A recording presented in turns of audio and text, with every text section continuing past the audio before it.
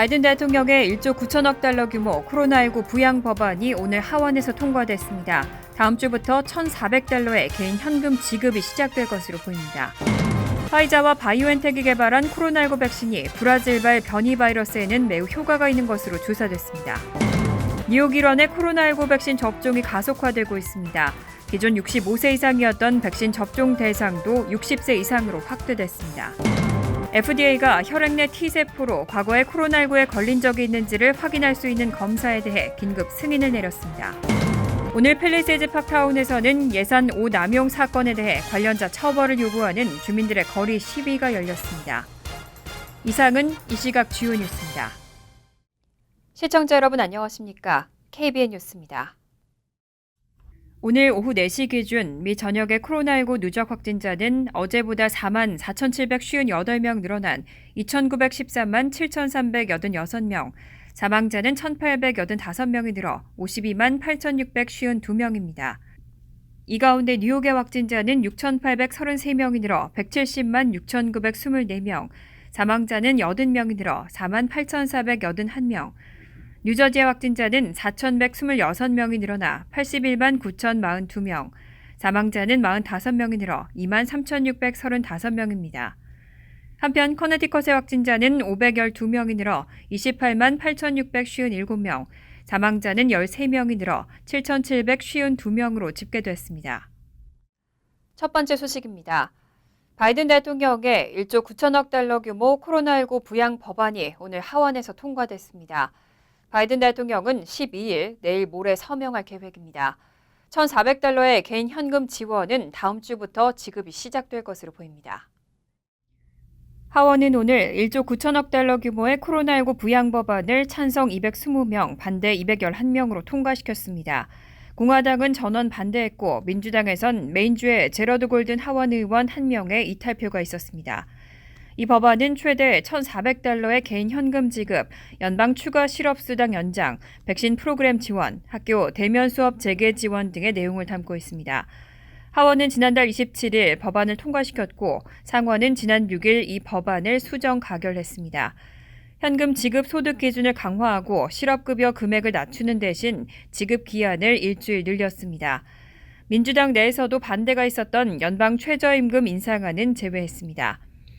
하원은 상원이 통과시킨 수정 법안을 오늘 재의결했습니다. 법안은 조 바이든 대통령이 서명하면 발효됩니다. 바이든 대통령은 오늘 12일 서명할 계획입니다.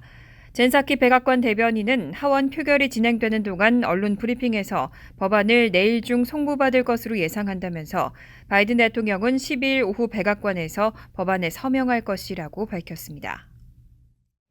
한편 바이든 대통령은 전임 트럼프 대통령과는 달리 재난 지원 수표에 본인의 이름을 넣지 않을 것으로 보입니다.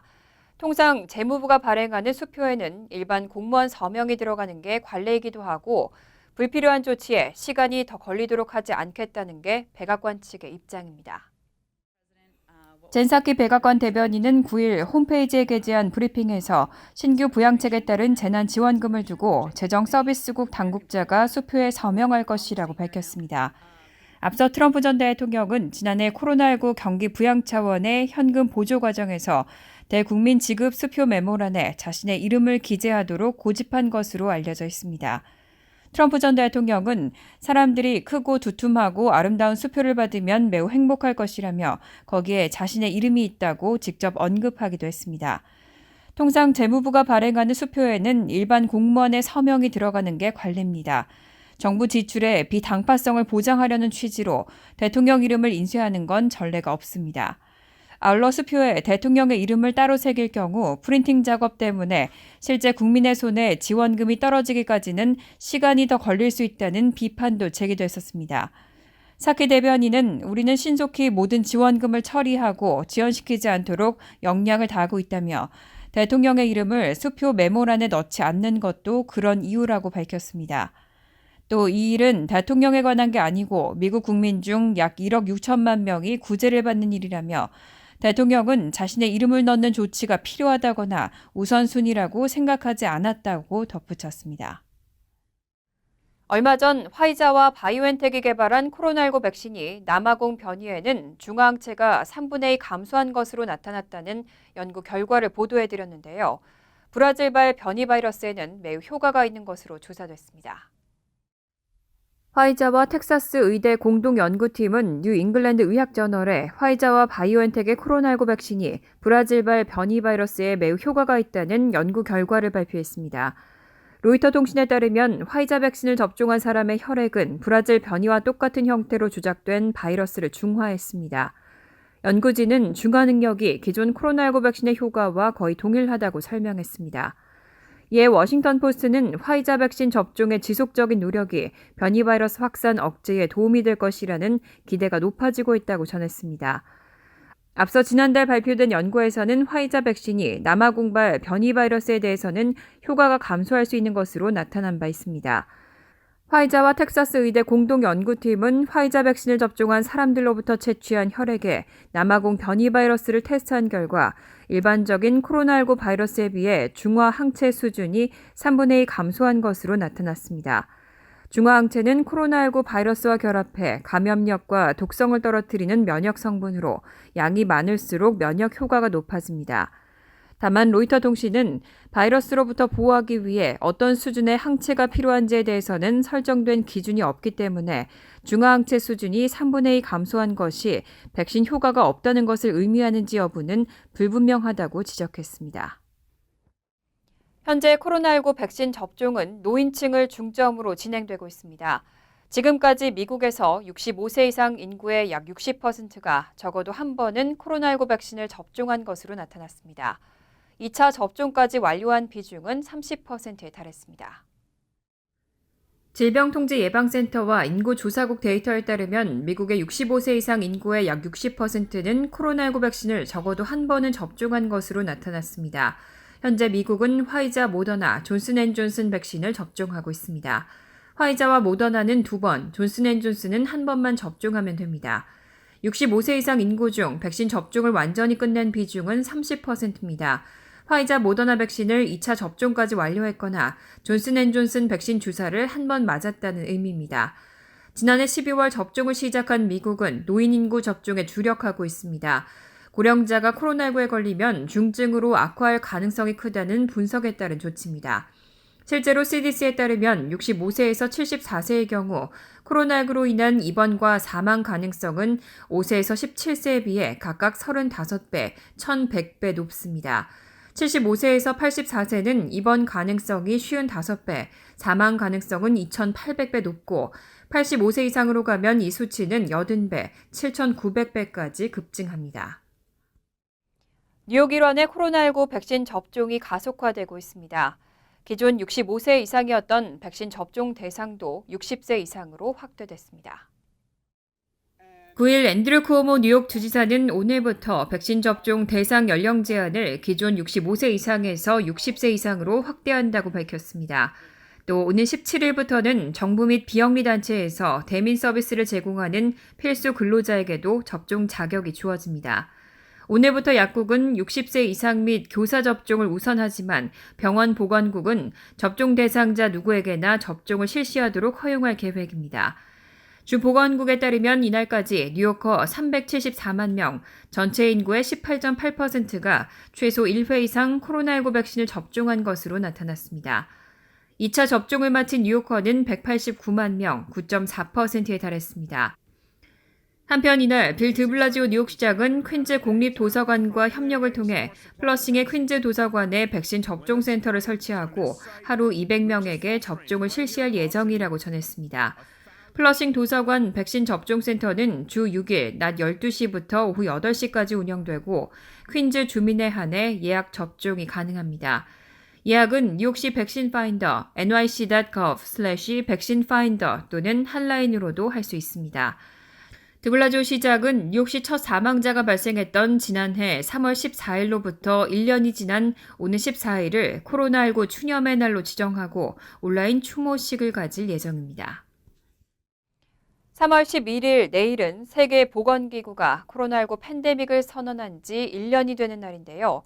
최근 한 여론조사에서 미국인의 40%는 앞으로 6개월 안에 정상으로 돌아갈 것으로 생각한다고 대답했습니다. 인터넷 매체 악시오스와 여론조사기관 입소스가 지난 5일부터 8일까지 성인 1,001명을 대상으로 실시한 여론조사에 따르면 응답자의 40%는 향후 6개월 이내에 정상으로 복귀할 것으로 생각하는 것으로 나타났습니다. 지난 1월 조사 때의 비율 26%보다 14%포인트 늘었습니다. 정상 복귀에 1년 이상이 걸릴 것으로 생각한다는 응답은 17%로 지난 1월 30%에 비해 13%포인트 줄어들었습니다. 하지만 아무런 문제가 없다는 올 클리어 신호가 무엇인지에 대해서는 의견이 분분했습니다.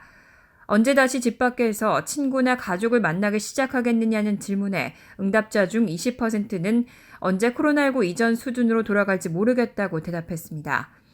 29%는 자신이나 가까운 모든 사람이 백신을 맞았을 때 만나겠다고 대답했고 10%는 지역 공무원이 안전하다고 할 때까지, 11%는 국가공무원이 안전하다고 말할 때까지 기다릴 것이라고 대답했습니다. 이미 만났다는 답변은 30%였습니다. 백신을 접종했다는 비율은 응답자의 25%였고 대다수는 접종 후에도 공중보건조치를 계속할 것이라고 말했습니다. 마스크를 계속 착용하겠다는 응답은 81%, 사회적 거리 두기를 계속하겠다는 답변은 66%, 손 씻기나 살균 소독을 계속 자주 하겠다는 대답은 87%였습니다. 백신 접종 후 공공장소에서 마스크 착용을 하지 않겠다는 답변은 7%, 사회적 거리 두기를 중단하겠다는 대답은 13%였습니다. FDA가 혈액 내 T세포로 과거에 코로나19에 걸린 적이 있는지를 확인할 수 있는 검사에 대해 긴급 승인을 내렸습니다. 이 T세포 검사를 통해 초기 유행 당시 코로나19에 걸렸지만 검사를 받지 못한 채 항체가 없어진 사람들도 감염 여부를 확인할 수 있습니다. 장기 후유증에 시달리는 이들의 원인을 찾는 데도 도움이 될 것으로 기대됩니다. 바이오테크 기업인 어댑티브는 마이크로소프트와 협력해 T-디텍트 코로나19 검사를 시작합니다.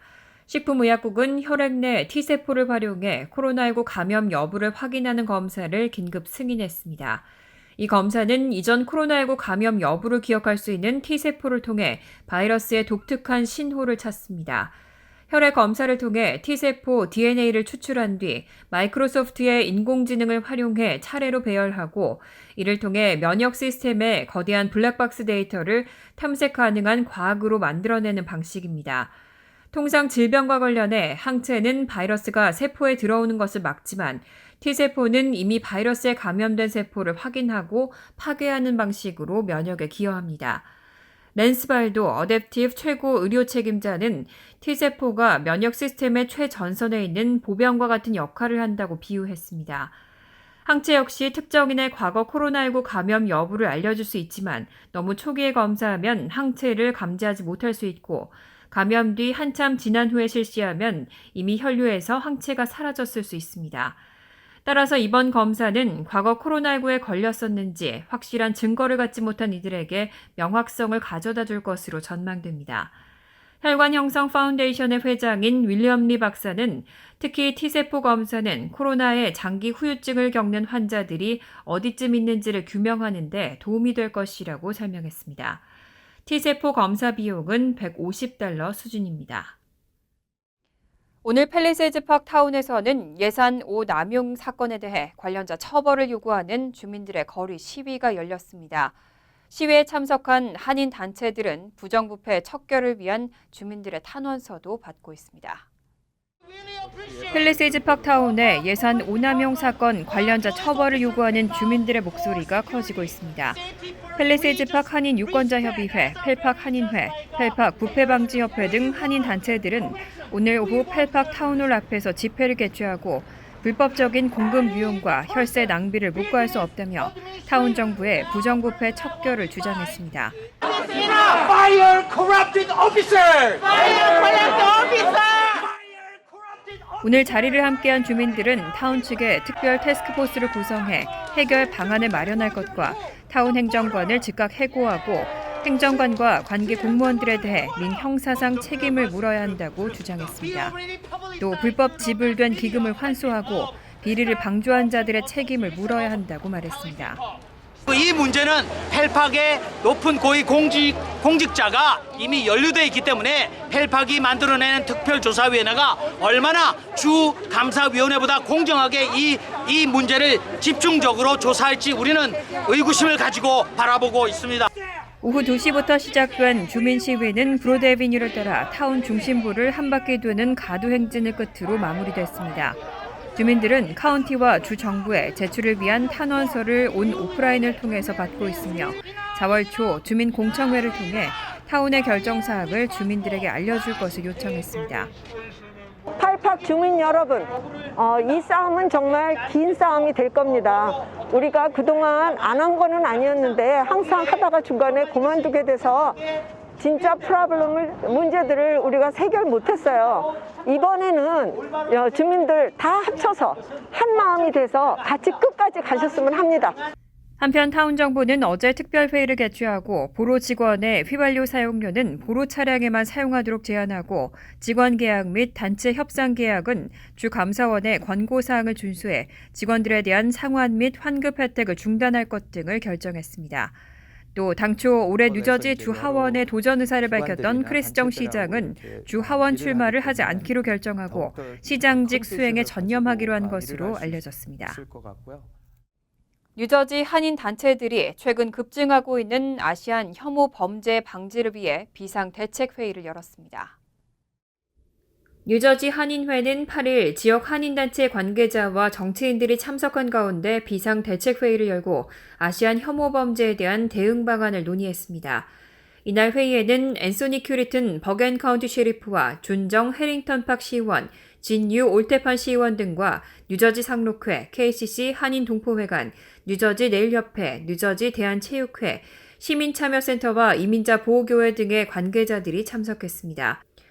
이날 참석한 한인단체들은 뉴저지 주지사실과 주검찰청, 주교육국 등의 단체장 공동명의로 인종혐오 범죄 재발방지 노력과 시스템 구축을 촉구하는 서한을 이달 말까지 보내기로 결정했습니다. 앤서니 큐리튼 버겐 카운티 셰리프는 아시안 혐오 범죄가 발생할 경우 지역 경찰서 등에 즉각 신고해야 한다며 버겐 카운티 셰리프국에 애플리케이션을 내려받아 설치하면 무기명으로 신고가 가능하다고 밝혔습니다.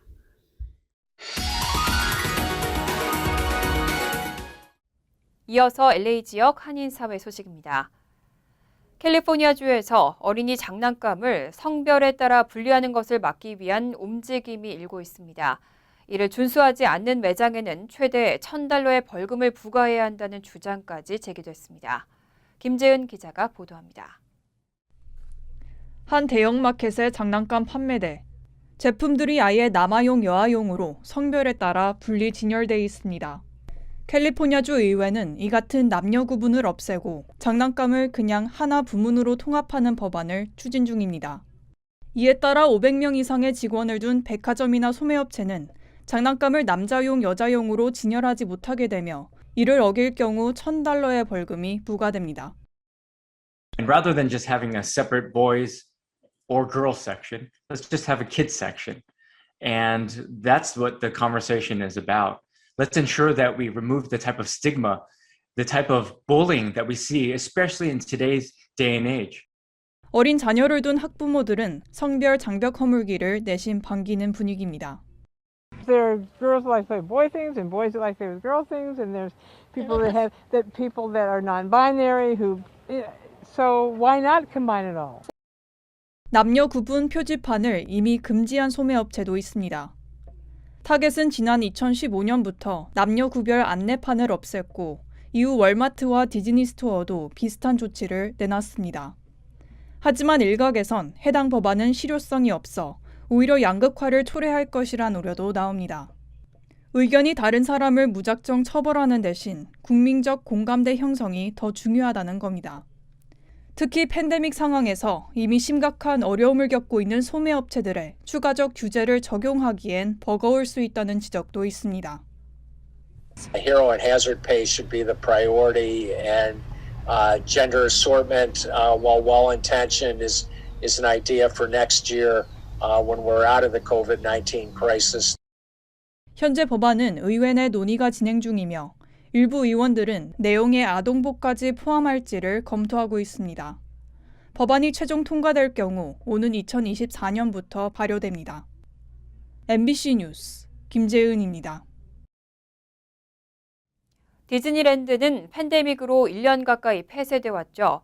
다음 달 말쯤에는 다시 개장할 것으로 보입니다. 밥 차백 디즈니랜드 CEO는 오늘 주주 총회에서 애나하임에 있는 디즈니랜드와 캘리포니아 어드벤처를 다음 달 말부터 영업을 재개할 계획이라고 밝혔습니다. 하지만 입장객은 정상 정원의 15에서 35%로 제한되고 마스크 착용과 사회적 거리 두기 준수 등 방역 조치는 의무화됩니다. 앞서 캘리포니아주 보건국은 코로나19 확진 사례 감소와 백신 접종자 수가 증감에 따라 다음 달부터 각종 테마파크와 경기장의 개장을 제한적으로 허가한다고 밝혔습니다. 테마파크가 몰려있는 LA와 오렌지 카운티는 여전히 코로나19가 가장 심각한 단계인 퍼플 등급에 속하지만 이르면 다음 주 레드 단계에 진입이 가능할 전망입니다. 간추린 소식입니다. 교통 데이터 분석 업체 일릭스가 공개한 2020 글로벌 교통 현황 자료에 따르면 지난해 미국에서 교통 체증이 가장 심했던 도시는 뉴욕으로 나타났습니다. 뉴욕의 일일 주행 거리는 전년 대비 28% 감소했고 도심 운행 속도가 9% 향상됐지만 운전자가 교통 체증으로 길 위에서 벌인 시간은 평균 100시간에 달했습니다. 2위는 94시간을 기록한 필라델피아, 3위는 86시간의 시카고였습니다. 2018년과 2019년 2년 연속 1위에 꼽혔던 보스턴은 전년 101시간에서 무려 68%가 줄어든 48시간으로 나타났습니다. 기아 자동차는 2017년부터 2021년 스포티지 SUV, 2017년에서 2019년 카덴자 세단 등 38만 대를 리콜한다며 화재 가능성에 대비해 차를 야외에 주차할 것을 당부했습니다.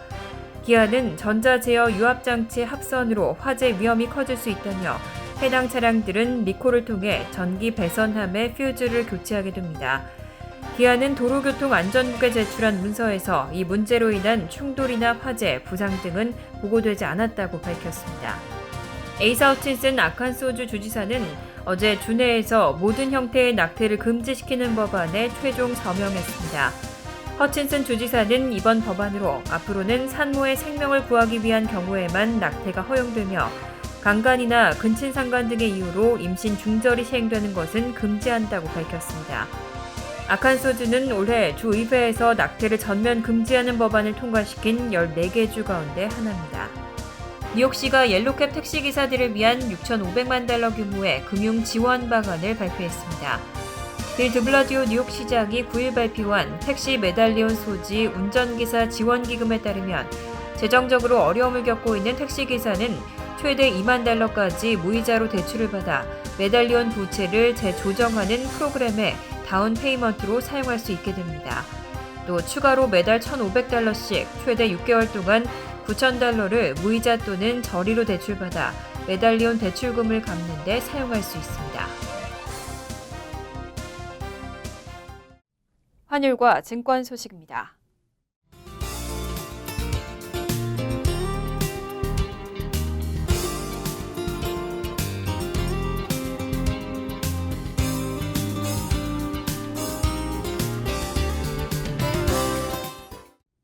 이어서 날씨입니다. 목요일은 가끔 구름만 지나겠습니다. 낮 최고 기온은 66도, 섭씨 19도, 밤 최저 기온은 55도, 섭씨 13도로 예상됩니다. 금요일은 오전 한때 소나기 올 가능성이 있겠고 이후에는 가끔 구름만 많겠습니다. 토요일은 화창하겠습니다. 이상으로 KBN 뉴스를 마칩니다. KBN과 함께 즐거운 저녁 되시기 바랍니다.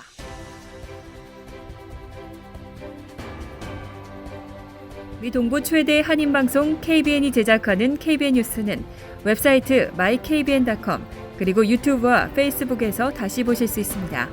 좋아요, 구독, 알림 설정은 뉴스 제작에 큰 도움이 됩니다.